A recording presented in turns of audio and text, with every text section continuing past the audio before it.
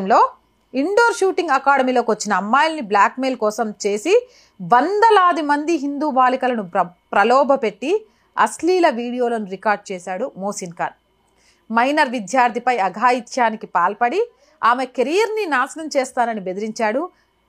దీంతో ఈ విషయం వెలుగులోకి వచ్చి వాడి ఫోన్ను స్వాధీనం చేసుకొని పోలీసులు చూస్తే 100+ మంది అమ్మాయిలతో ఉన్న చాటింగ్లు, వాళ్ళ అశ్లీల వీడియోలు బయటపడ్డాయంట. ఆయన సోదరుల ప్రమేయం ఉందని హిందూ సంఘాలు అనుమానిస్తున్నాయి. బజరంగ్ దళ్ మోసిన్ను చితకబాది పోలీసులకు అప్పగించింది. అక్రమ రవాణా, ఆయుధాల వ్యవహారంపై అతని సోదరులు, వారి అకాడమీలపై విచారణ జరపాలనే డిమాండ్లు పెరుగుతున్నాయి. నడిపేది షూటింగ్ అకాడమీ.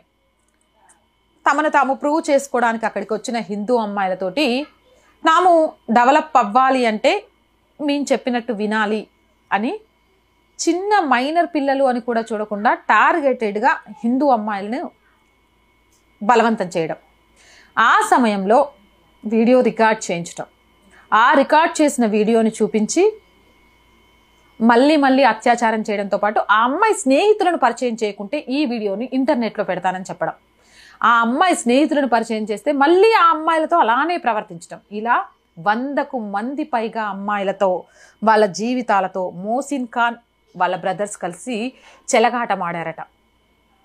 అంతేకాదు ఆ అమ్మాయిలను నగ్నంగా తీసిన వీడియోలు అనేకం దొరికాయట.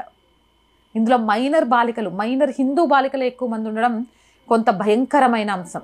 ఎక్కడికి పోతోంది సమాజం? మోసిన్ ఖాన్ లాంటి వెధవలు ప్రతి చోట